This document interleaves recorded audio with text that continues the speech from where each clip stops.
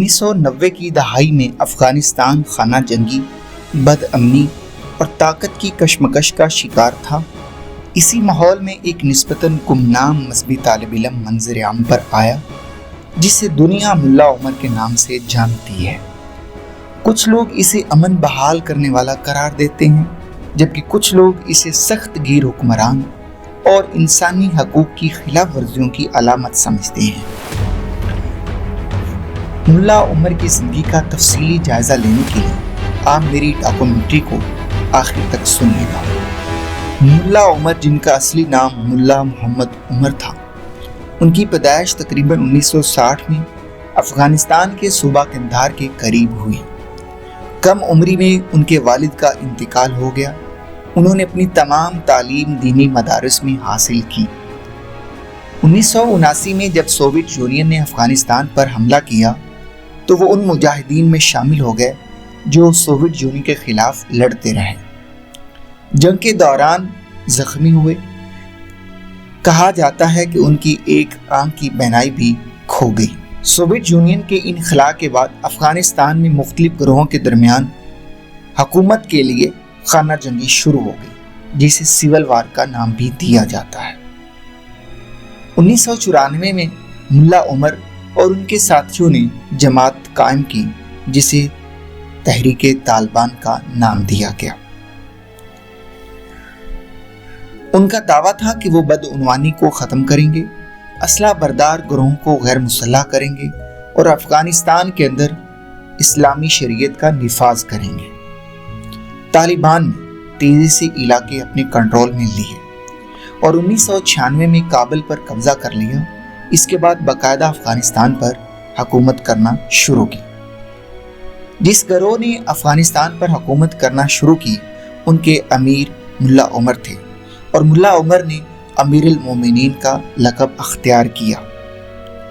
ان کی حکومت نے سخت مذہبی قوانین نافذ کیے، خواتین کی تعلیم اور ملازمت پر سخت پابندی لگا دی، موسیقی اور کئی ثقافتی سرگرمیوں پر بھی پابندی عائد ہوئی۔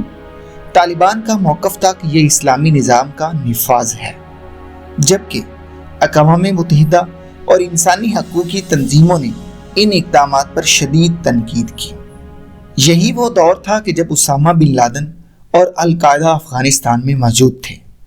امریکہ نے اسامہ بن لادن کی حوالگی کا کئی مرتبہ مطالبہ کیا، لیکن طالبان نے مختلف شرائط اور دلائل کے ساتھ اسے قبول نہ کیا۔ ستمبر 2001 میں یعنی 9/11 کا واقعہ، جب القاعدہ کے کچھ لوگوں نے امریکی جہازوں کو اغوا کر کے نیو یارک ٹریڈ سینٹر پر حملہ کیا تھا۔ امریکہ نے اس کا ذمہ دار القاعدہ کو قرار دیا۔ طالبان حکومت سے اسامہ بن لادن اور القاعدہ کے کچھ لوگوں کی حوالگی کا مطالبہ کیا۔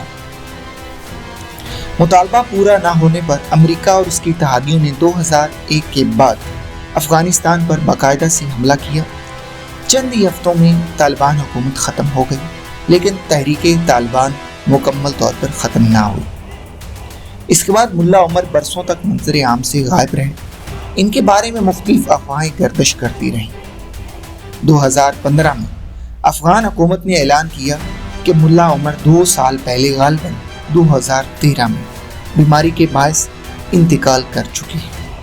طالبان نے بھی ان کی وفات کی تصدیق کی۔ آج ملا عمر کی شخصیت پر شدید رائے تقسیم ہے۔ طالبان کے حامی انہیں ایک مزاحمتی رہنما سمجھتے ہیں، جبکہ ناقدین انہیں سخت گیر حکمران قرار دیتے ہیں جن کے دور میں بنیادی انسانی حقوق محدود ہو گئے۔ تاریخ دان اس بات پر متفق ہیں کہ انہوں نے افغانستان، جنوبی ایشیا اور عالمی سیاست پر گہرے اثرات مرتب کیے۔ ملا عمر کی زندگی اس حقیقت کی یاد دہانی کراتی ہے کہ جنگ، نظریات اور اقتدار کے فیصلے صرف ایک ملک کے نہیں بلکہ پوری دنیا کی سیاست کو بدل سکتے ہیں۔ ان کی میراث آج بھی بحث، تحقیق اور اختلاف کا موضوع ہے۔